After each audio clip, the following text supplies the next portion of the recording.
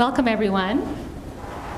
I'm Tessine Lazuni. I'm the Assistant Director of the California Space Grant Consortium, and this is the third in a series of undergraduate engineering seminars that were designed to give undergraduate students an idea of what their fellow undergraduate students are working on, both with NASA or with industry, or even here on campus through student projects.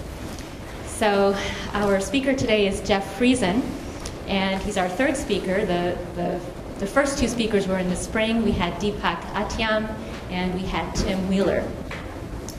And we have a couple more scheduled in November, which I'll tell you about in a moment. So, as I said, I'm Tessine Lazuni. I'm the Assistant Director of the California Space Grant. We have Becky Howard here behind the camera, and I'm using this mic for the camera. It's not for the room. And she's our program coordinator, and our director is Dr. John Kosmatka, and he was called away out of town, and he's unable to attend today.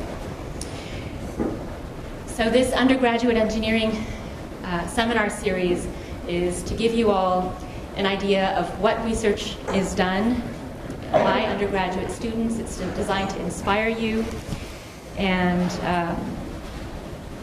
we have some flyers in the back that have a list of some opportunities that you might want to go online to find.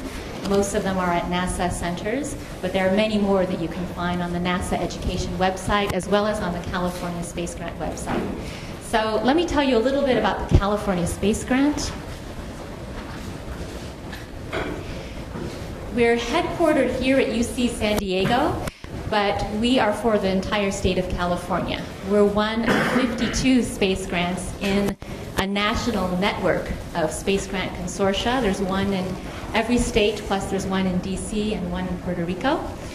And our mission is to help students get prepared for the STEM workforce. STEM is science, technology, engineering, and math, which you probably all know because you're in STEM. And here in California, our consortium consists of 28 affiliates, including UCSD, but we have other UC campuses, CSU campuses, and some private colleges as well. And we do projects on each campus as well as at the 3 NASA centers. Examples of some of the things we do: we have fellowships and scholarships for students in California, such as Plants in Space, NASA Academy, Microgravity, and Satellites. We have higher education projects where we sponsor a faculty member who will hire students to work on hands-on group student mentor projects. Again, microgravity, rockets, UAVs, and so on. And we also have a smaller pre-college component where we reach out to students in the K through 12 grades to motivate the next generation to join the STEM pipeline. And that includes work with pre-service teacher training, as well as experiences for high school students to get to know what it's like to be an engineer. And then in our informal education program element, we go to the San Diego Science Festival as well as other outreach festivals in California to get the general public interested in STEM. And here on the top left, you can see our Near Space Balloon team going and reaching out to students and the general public. Here at UCSD, we sponsor the Near Space Balloon project in the MAE2 class. So a subset of MAE2 can work on a high-altitude balloon project that'll take a balloon up to 100,000 feet and take experiments and instrumentation and take nice pictures too. And we track the balloon, we catch it after it falls with a parachute. Then we also sponsor the Senior Design Rocket class, MAE 155B, as well as solar energy research projects at the Idea Center, the Tensegrity Robotics project, which is run by Dr. Thomas Bewley, and you're going to hear about from Jeff Friesen today. And we have a whole near space balloon team which started off in MAE2, but these are students that just enjoyed near-space ballooning so much that we created a team for them. And there are some business cards in the back if you want to get their website and find out more. And we've also provided some support for AUVSI and AIAA teams, as well as SWE in research projects. And now most recently, we have the undergraduate engineering seminars. So as I said earlier, we've had 2 in the spring. Jeff Friesen will be our 3rd speaker. And then next month, we have 2 speakers. One is Terrence Yee. He is the owner of Black Sun Planetary Solutions. And he's going to talk about many of his space science projects and opportunities for you as UCSD students to get involved in his company and get some hands-on research experience. And then we're going to hear from Jesse Oliver, who is a graduate student of our director, Dr. John Kosmatka. Jesse Oliver is about to get his PhD, and he works at SpaceX, and he's going to talk about his experiences at SpaceX. We also have several other seminars scheduled for next year, and if you go to our website, then you'll find out more. So that's it from me, and now Dr. Tom Bewley is going to introduce Jeff Friesen, our speaker. Jeff took 143C with me last year, and 143C is our capstone controls course, and so it's a mechanical engineering course where last year we actually started building robotic systems. So everyone in the class built up their own little Segway that's about this tall, remote controlled around with their cell phone. And it's a very fun course. It's unstable, of course, so you have to learn how to get that going. He did very well on that, and out of 143C, I picked up a lot of students. It's a fall quarter class. I picked up a lot of students in the robotics program, the winter and spring quarters, and these students do 199 projects. If you do 2 quarters of MAE 199 back-to-back, you can get a technical elective credit for your MAE degree, which is helpful for me. So coming out of 143C, you have hands-on experience hooking up together small credit card-sized Linux computers, and you can control unstable systems with that. And so Jeff and another student, Alexei Pogue, got into looking at the problem of climbing in air conditioning systems, and the problem also relates to moving in underground tunnels. We had a system that we didn't like, that we had been looking at for a couple of years, but was heavy and had long spindly arms, and we thought that there should be a better way of doing it.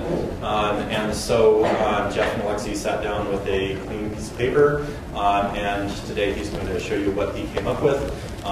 He spent essentially winter and spring quarter ironing that out, and then submitted for a patent through the U.S. Intellectual Property Office.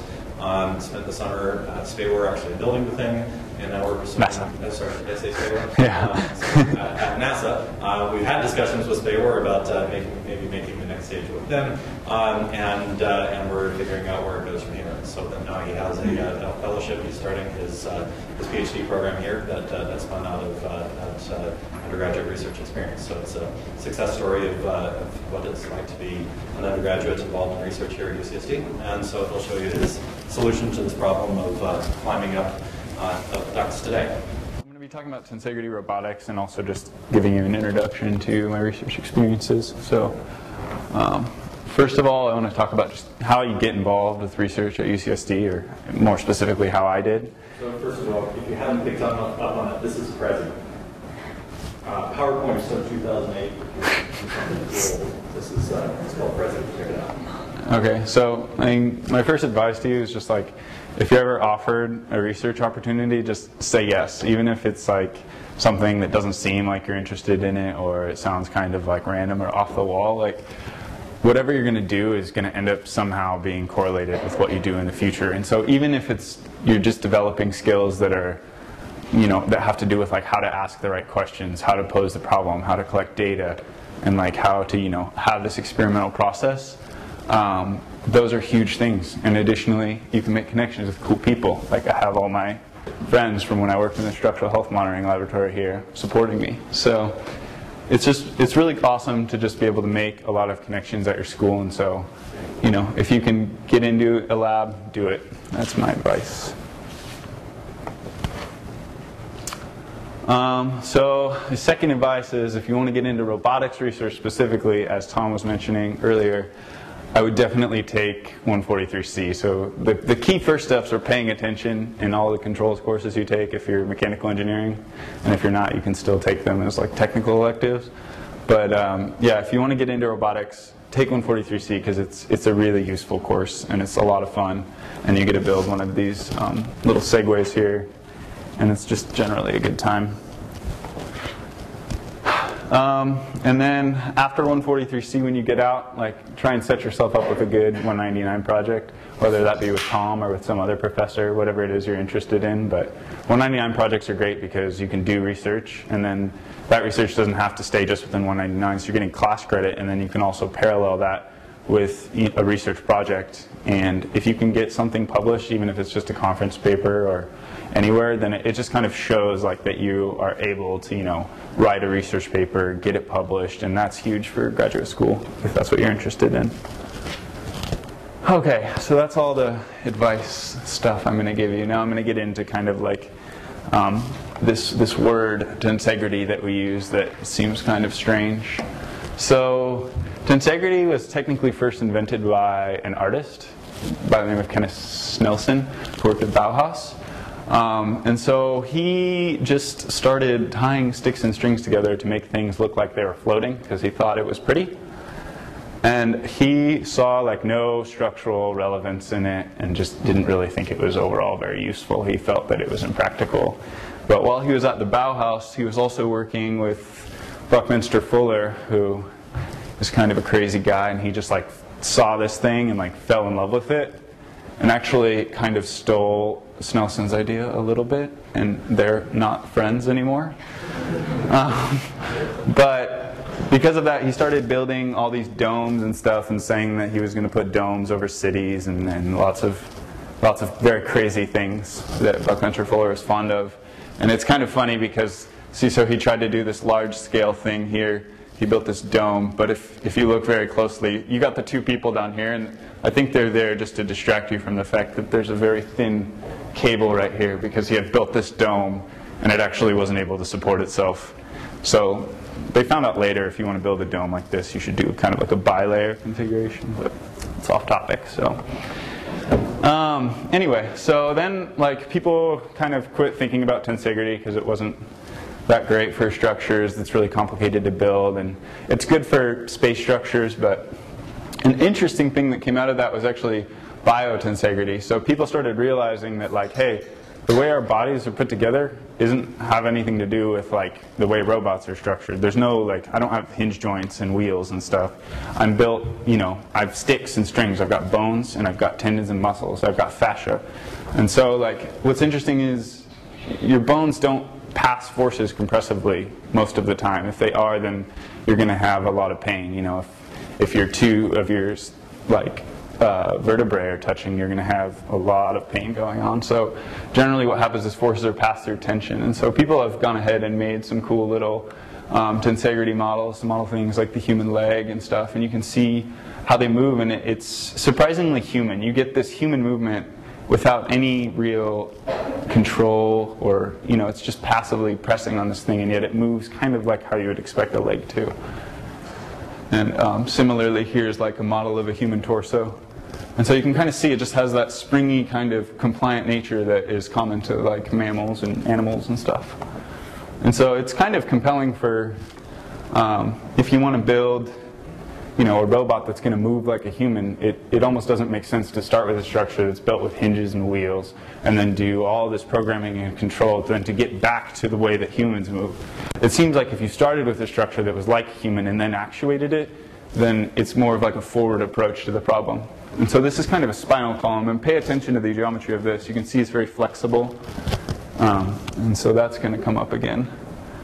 So now There's also been some research on tensegrity at the cellular level. It's just a side note. It's kind of interesting. So membranes in your cells have been modeled like tensegrity structures, and it's all very interesting.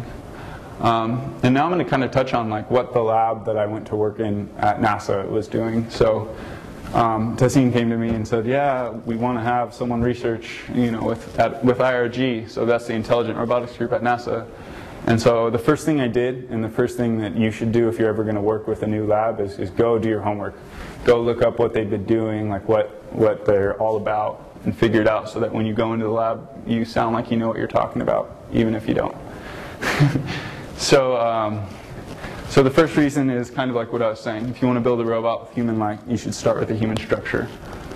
The second reason is that specifically for space applications, these things are nicely deployable. So you can start out in a small package and then actuate the cables in such a way that the thing deploys into a larger shape. So it's easier to pack into a rocket.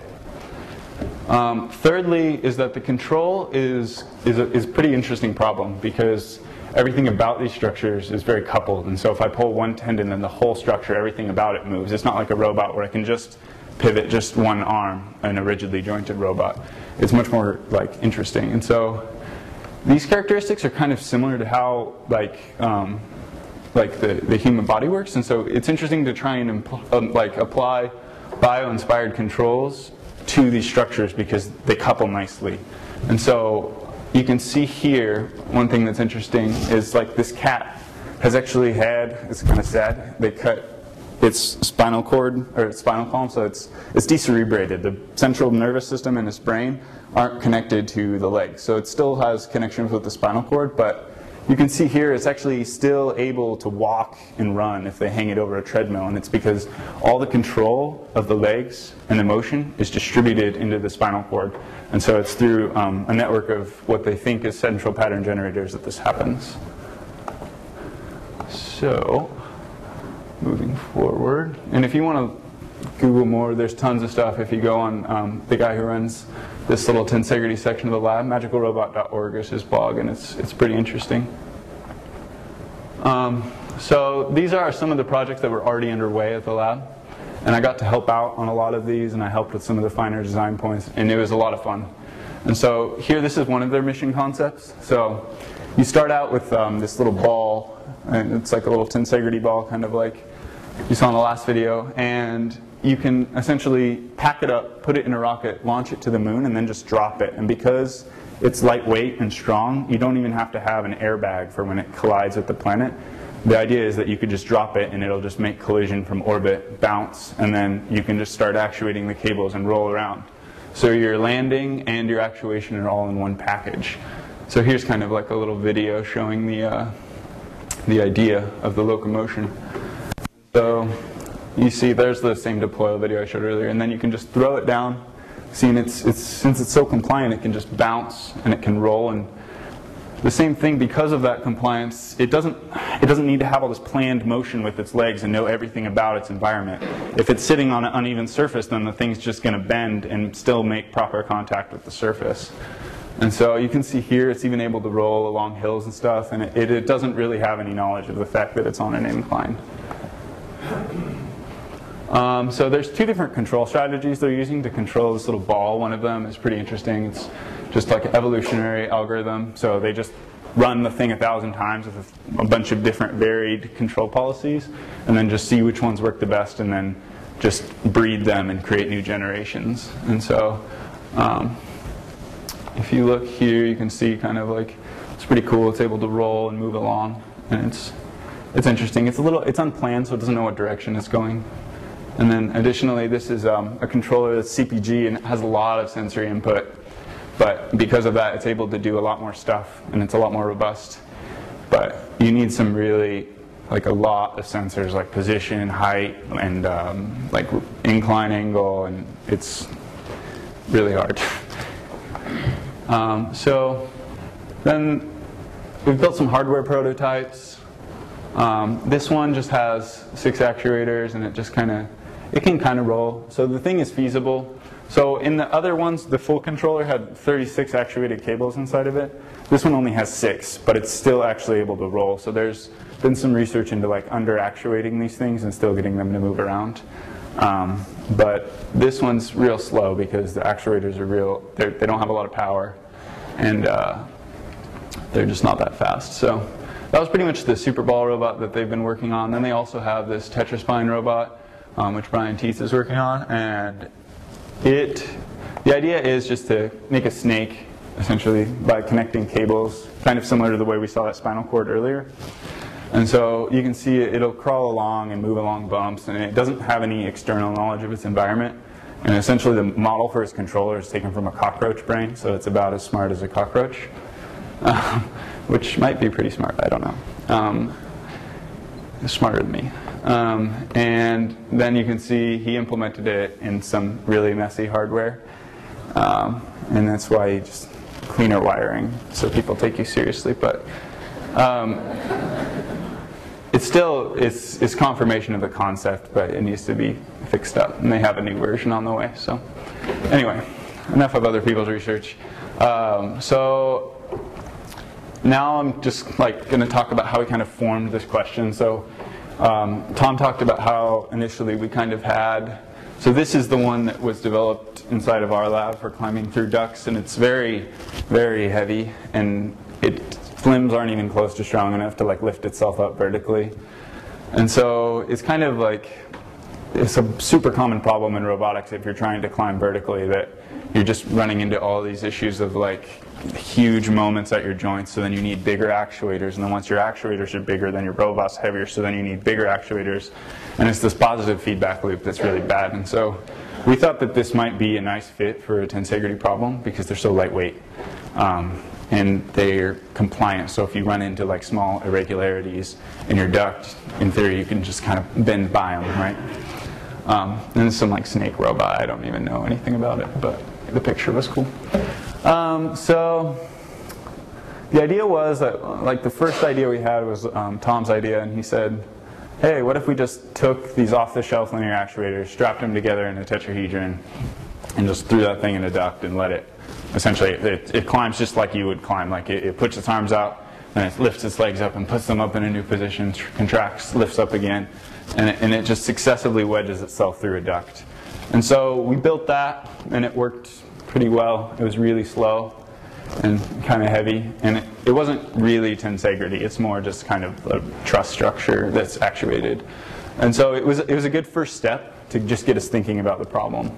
And so sometimes that's a good thing to do when you're doing research, is just don't start out doing something super hard. Start out with something that's a little bit easier, and then solve that quickly, and then you'll have your foot in the door, kind of.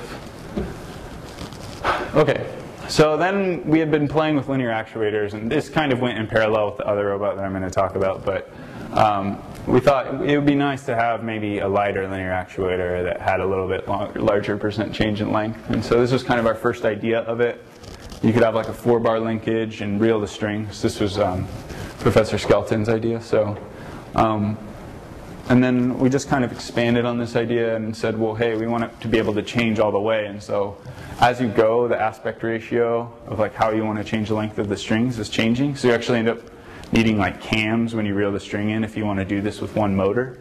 So we designed those, and it's a pretty interesting math problem. It's mostly just geometry, but really hard geometry. And then you can see here, this is kind of this spiraling cams that ended up, so as they spin, the string wraps around in the spiral. And I have a video that will make this more understandable.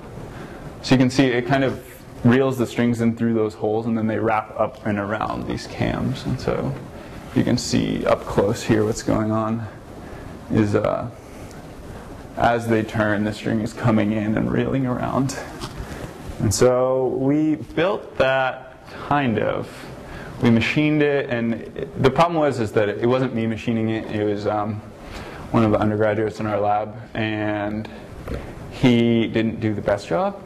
I'm not blaming him because he didn't have a lot of machine experience with doing threads, and so they ended up being a little uneven, and the thing was jamming a bit, so I don't have a good video of it, but it did work more or less. So anyway, this was probably the more fun part, in my opinion. I think there's a future to that. I mean, there's more work that can be done. We need to build one that's less friction, and yeah, there's work to be done there, definitely. So we decided, like, we had done the single tetrahedron, and we were like, okay, well, how do we get that thing to round corners, and how do we get it to do all this stuff that we want to do, and how can we integrate tensegrity? And so we came up with this nested tetrahedron topology. So essentially we just said, well, what if we just had two tetrahedron and just connected them with strings in the same way that that spinal model was connected, because it was really flexible and nice, and I could see that thing bending around a corner.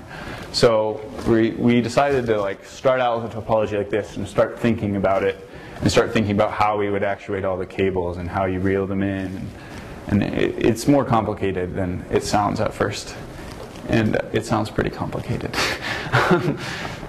And so, I hit back on accident, sorry. And so, these are kind of like the design iterations. We started with this big idea, and then we moved into like one that had some big clunky boxes that held actuators and was reeling in string. Then we had one that was a little cleaner. Sorry, the projector's really fuzzy. I wonder if I can go in. Yeah. So you can see this is kind of getting closer to the final version. So we've moved the actuators up here, and I'll show you a different close-up of that later. And then this is kind of the final with the electronics on it and everything. And then this is a video of kind of how it climbs to give you an idea. So you can see it's pushing the bottom out, then it pulls the top in, and then lifts the top one up.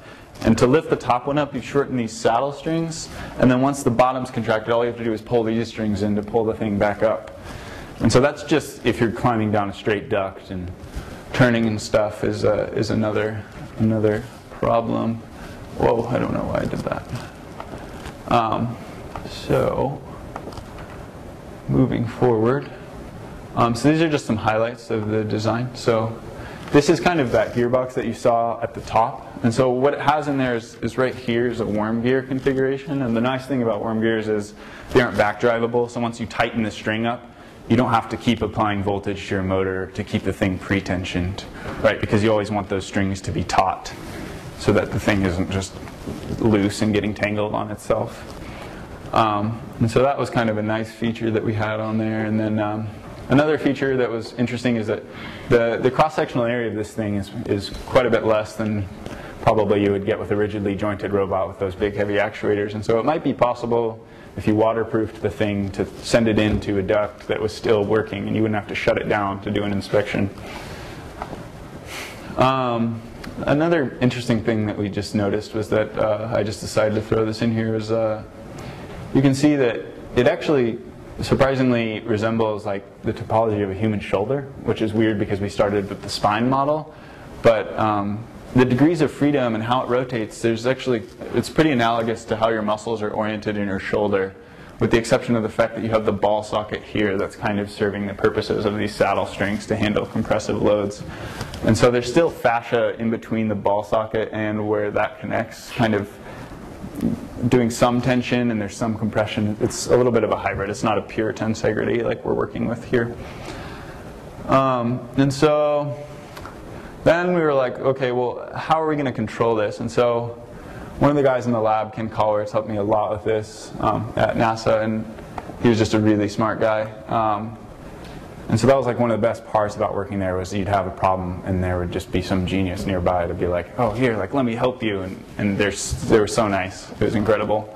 And so the idea behind inverse kinematics, it sounds like really big and fancy, but all it is just solving a statics problem really quickly.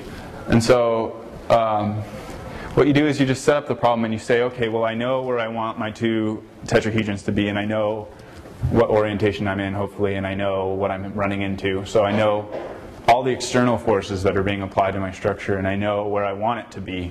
So all you have to figure out then is, well, what do I want the tension in the cables to be? And so once you know that, then you know how tight each of the strings needs to be, and then you just need to send it to all the motors and have them do that position. And so it's interesting because since we have 8 actuators and the top tetrahedron is only moving in 6 degrees of freedom, it works out that you essentially have 2 unconstrained variables in this problem. And so what happens is you can have different amounts of pretension in your structure, which can equate to kind of like, it's a little bit like stiffness. It's a little bit like how hard it is to move the thing out of where it is.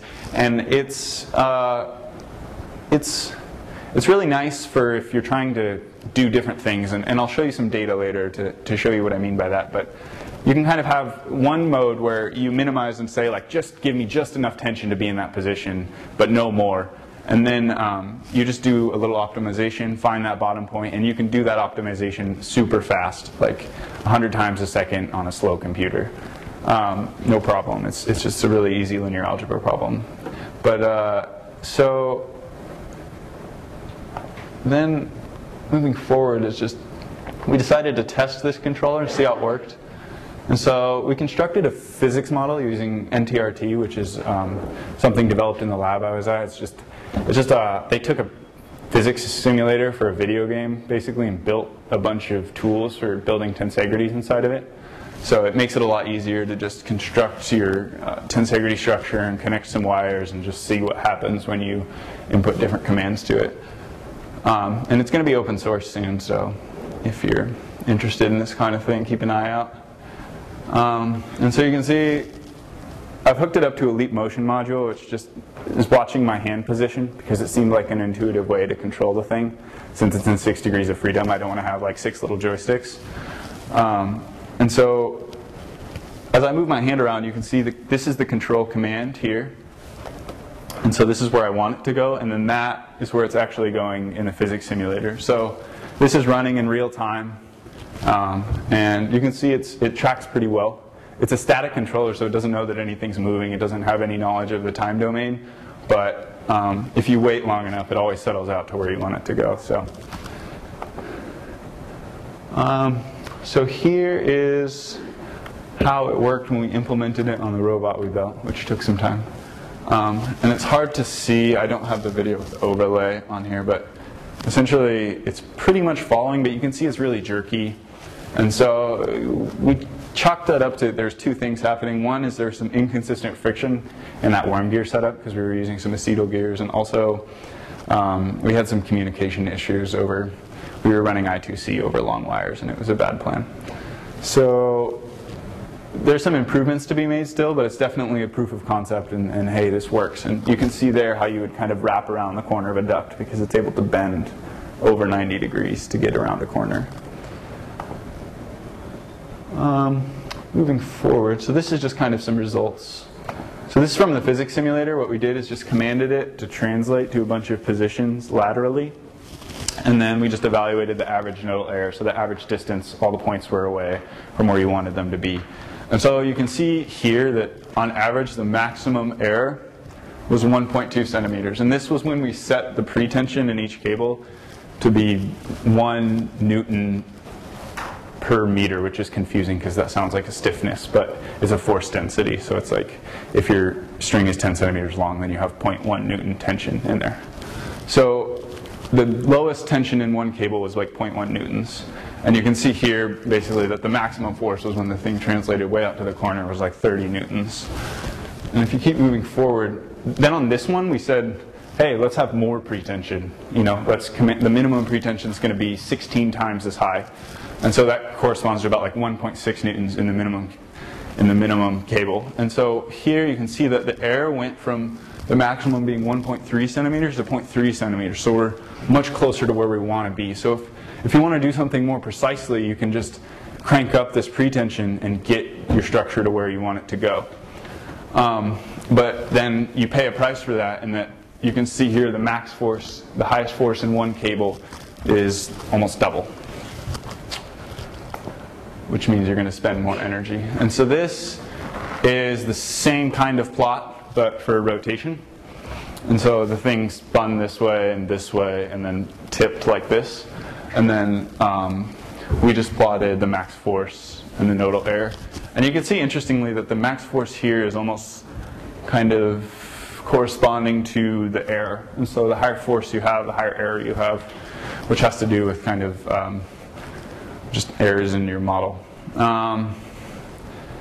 And we were going to do the same thing where we crank the pretension up, but an interesting result we found is that when you turn the pretension up, there's actually certain states where you no longer have a stable configuration to go to, because the minimum force at that point, you essentially have more stringent constraints, and you can't even get to where you want to go. So for normal mobility and moving around, it's best to just keep the pretension as low as possible.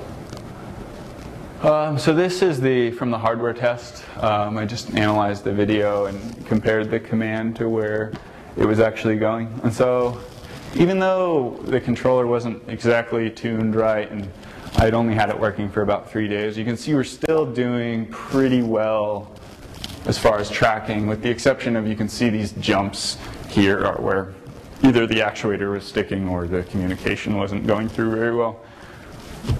But overall, it still looks decent. And so here's just like future work moving forward. So we have a new mechanical design, which is a lot stronger. Everything's connected by aluminum instead of plastic. We just did away with the worm gears altogether. So everything's back drivable now. You're going to waste a little more energy, but the thing should move a lot smoother. And you can see I moved all the wiring to be internal, and it's just a lot of work there. And then the big thing that we're going to go forward with is impedance control. So in this next version, each of these is going to have strain sensors mounted to it. And then as you tighten your cable, you can measure the force in your cable. And so you can use that, and you have increased information about what your system is doing.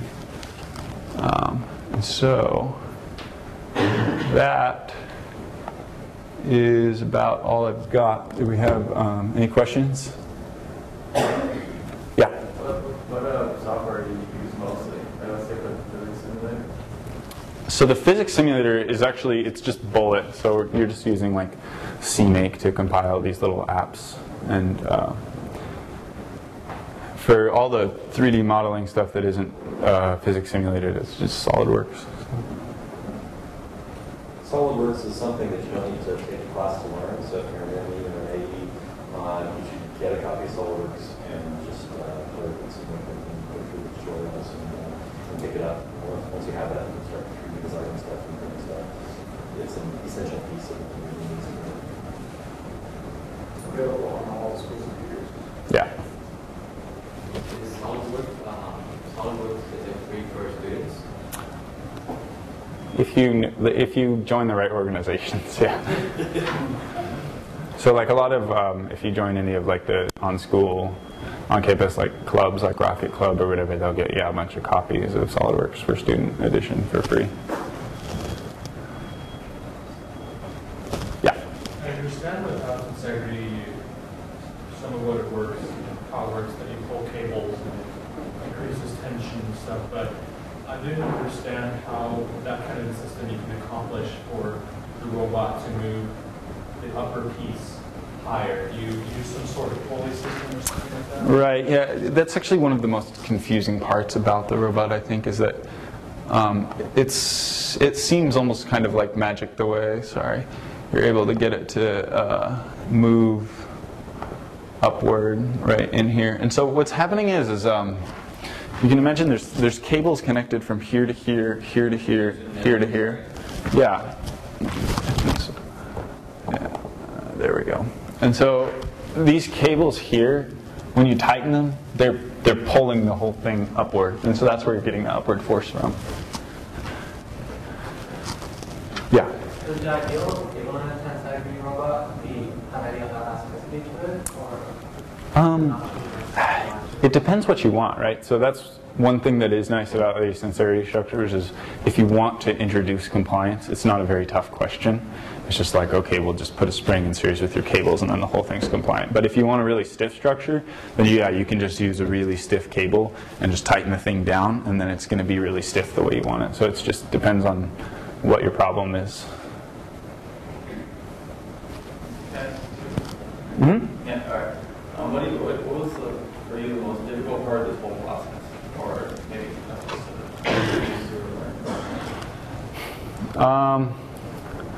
the toughest part was probably like when I would get the thing all working and then break it.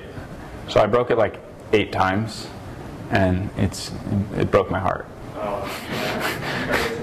Yeah, it's not just the time. It's just yeah. And how do you, as far as when you were working on this, how was it with balancing classes? As far as were you taking classes while doing all this? Or? Oh yeah, definitely. So Yeah, when I was in school here, balancing it with class was hard because a lot of the time I would need to study, but instead I would play with robots. But I just kind of, in general, I'm more of a student. I don't study a lot. I just kind of am fortunate that like I yeah. So like this is what I was really focusing on. So, but even still, I was only able to work 10, 15 hours a week. So it was really nice over the summer that I was able to have this opportunity to go up to NASA because I was working like 60, 70 hours a week. It was amazing. Like I got so much stuff done, and I had all the time that I wanted to spend on it.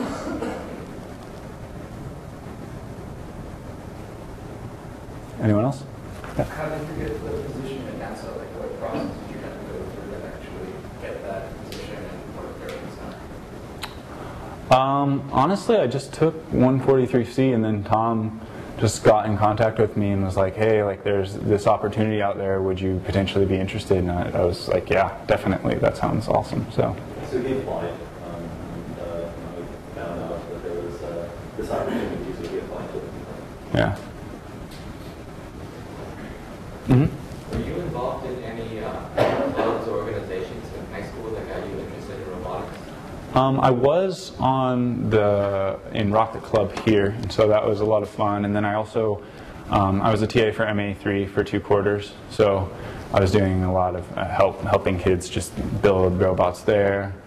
And mainly when it happened was I just took my first controls course, and then we were just going through the math of it, and I was like, wow, this is like really cool because a lot of the time you take like this math and you're like, oh, and then there's this approximation and this approximation, and then like by the time you get out the other side, it's like you haven't even done anything useful. But with controls, I think it's really awesome how you can just take this math and then you do it, and then you program it into some computer, and the thing just balances or does something you wouldn't expect it to. And it's kind of interesting how direct the relationship is between the math and what's actually going on. And that's why I fell in love with robotics, I think. Yeah. The integrated controls course, was it a mechanical course? Yeah, MA 143A was the first controls course I took. For the freshmen in here, I would say if you want to move towards robotics, it's more important right now to excel in academics, especially math and physics, than to be taking a lot of outside extracurriculars that will perhaps pull you away from that stuff. A couple of tangible things that you can do right now that will help lead in the right direction are ASSL already in SolidWorks. Do a little bit of 3D printing. 3D printers are now cheap. Every fraternity and sorority and Staples going to have these things, and so they should be around.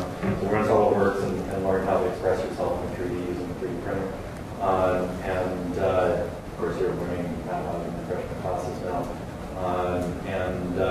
Get some experience in machine shop as well. So you get an idea, and you're either 3D printing parts, or you can use the lathe and mill and make parts from them. So check out the shop and get doing 3D design and printing, and of course dynamics is the key thing that you have to print on. So 130B dynamics is really important, and then controls. And then we've got those pieces that will get you up to speed on using these little embedded processors, which you can now get for like $34. They're full-blown Linux computers instead of credit cards. It's pretty exciting in this building. So, it looks like you guys can use these robots to explore other planets, but it didn't seem like they were as competent to me. Like maybe there are some disadvantages, like you can't get them to precisely go to a certain location, like moving them across the ground might not be as precise as wheeled robots. But I did see that there were some plans perhaps to explore Titan. So can you explain to us sort of the advantages these robots have on planets? So, I mean, if you're going to explore the surface of a planet, it's not a high precision task. You know what I mean? Like, I wouldn't use a tensegrity structure to mill a high precision aluminum part. Like, I definitely would want something rigidly jointed so I know where the robot is. I know exactly what's happening. I'm not estimating anything. But for exploring the surface of a planet, you want to be able to move around, and it may not be precise, but one thing it is pretty impressive about it is like the ball robot, right? So you've used the structure of your robot as a landing system on the planet, which means it's pretty robust. So now instead of having, you know, some wheeled rover where you drive up to the edge of a cliff and you're like, oh shoot, like if we tumble down this hill then our robot is broken. Instead it's like, oh well, it's a cliff, like let's just jump off it and see what happens. Like, so it's pretty cool in that sense, but yeah, I mean, it depends on what kind of data you're trying to collect, but it is able to like protect a sensor package in the center of it, and so if you're just trying to get soil samples, I can imagine some kind of little arm coming down out of the middle package when you're sitting still with some kind of visual tracking algorithm to do any like small precision tasks. You said it was robust. Is it robust in that it's not likely to break, or that if a certain part breaks, the rest of it is still functional enough that say it's able to? So that is actually, yeah, one of the weaknesses there is that if you do have a cable break, it can be semi-severe. But they have shown in simulation that if they can have a single cable break and still maintain some form of mobility. But yeah, so the key is to get strong cables and strong bars to make sure the thing isn't going to break.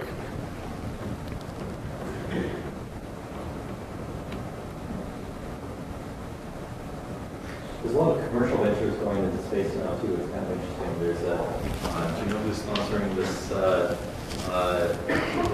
SpaceX Prize or something? Where no, what's The Lunar X Prize? Yeah, the Lunar X Prize. That's the one I'm thinking of. So there's a big competition right now for a company to send something to the moon and have it crawl around and go a certain distance and do science. And that's something to keep an eye on in the next few years. It's going to be pretty exciting. Good. Any more questions? Thank you.